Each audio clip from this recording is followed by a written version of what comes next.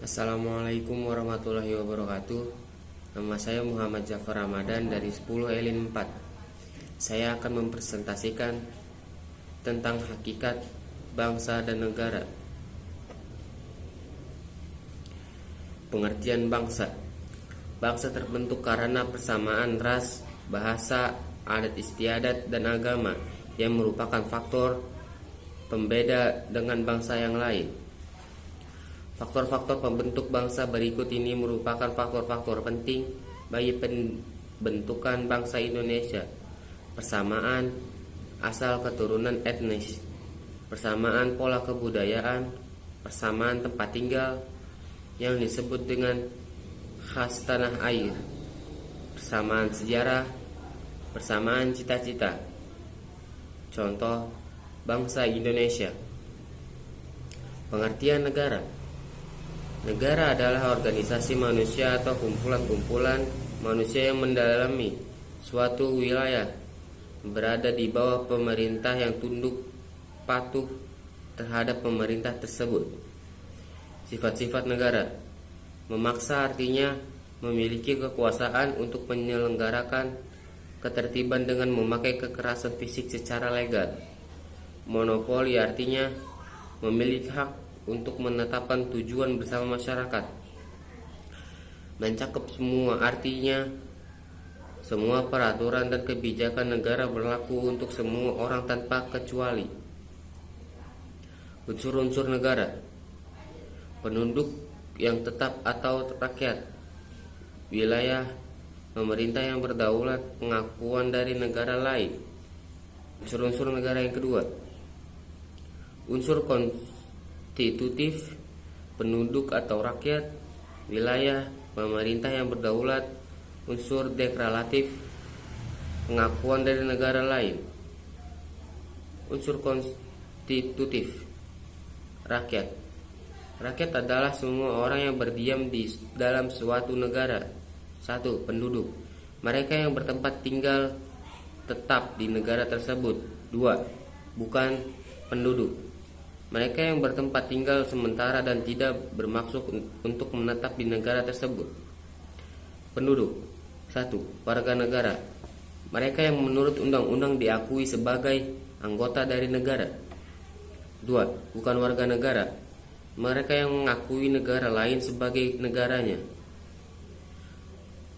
Seorang warga negara Indonesia atau WNI adalah orang yang diakui oleh UU sebagai warga negara Republik Indonesia. Kepada orang ini akan diberikan kartu tanda penduduk berdasarkan kabupaten atau khusus DKI Jakarta, provinsi tempat ia terdaftar sebagai penduduk atau warga. Kepada orang ini akan diberikan nomor identitas yang unik, nomor induk kependudukan atau yang disebut NIK. Apabila ia telah berusia 17 tahun dan mencatatkan diri di kantor pemerintahan, paspor diberikan oleh negara kepada warga negaranya sebagai bukti identitas yang bersangkutan dalam tata hukum internasional. Wilayah suatu negara terbagi menjadi 3. Wilayah daratan, wilayah lautan atau perairan, dan wilayah udara. Wilayah darat. Batas wilayah darat suatu negara ditentukan atas perjanjian bilateral atau multilateral antara negara-negara yang bersangkutan. 1. Batas alami. 2. Batas buatan. 3. Geografis. Batas alami. Batas terjadi secara alami. Contoh, sungai, gunung, lembah, dan lain-lain. Batas buatan. Batas yang sengaja dibuat oleh manusia. Contoh, patok, pos penjagaan, gapura, tembok. 3. Batas geografis. Batas menurut letak suatu negara. Contoh, Indonesia terletak antara benua Asia dan benua Australia. Wilayah laut. Wilayah laut suatu negara adalah semua perairan, lautan, danau, dan sungai yang berada dalam batas negara tersebut. 1. Laut teritorial sama dengan 12 mil. 2. Zona ekonomi eksklusif. 200 mil. 3. Landas kontinen 200 berdasar laut teritorial. 4. Laut bebas 200 mil. ZEE 1. Laut teritorial, jalur lalu lintas menghubungkan antara satu pulau dengan pulau lain. Sumber daya alam hayati, hewan laut dan tumbuhan laut. Sumber daya alam non hayati, sumber minyak bumi dan gas alam. 2. Zona ekonomi eksklusif ZEE, negara berhak memanfaatkan sumber daya pada zona, merupakan batas wilayah suatu negara dengan wilayah perairan negara lain. 3. Landas kontinen, negara berhak memanfaatkan, mengolah dan melakukan konservasi sumber daya alam, berhak melakukan penelitian, perlindungan dan pelestarian laut, mengizinkan pelayaran internasional, memasang sarana prasarana perhubungan laut. 4. Laut bebas, merupakan wilayah laut yang bebas digunakan oleh negara manapun, bebas berlayar, memasang kabel atau pipa bawah laut, bebas membuat pulau buatan dan instalasinya, bebas untuk melakukan riset atau penelitian, bebas menangkap ikan.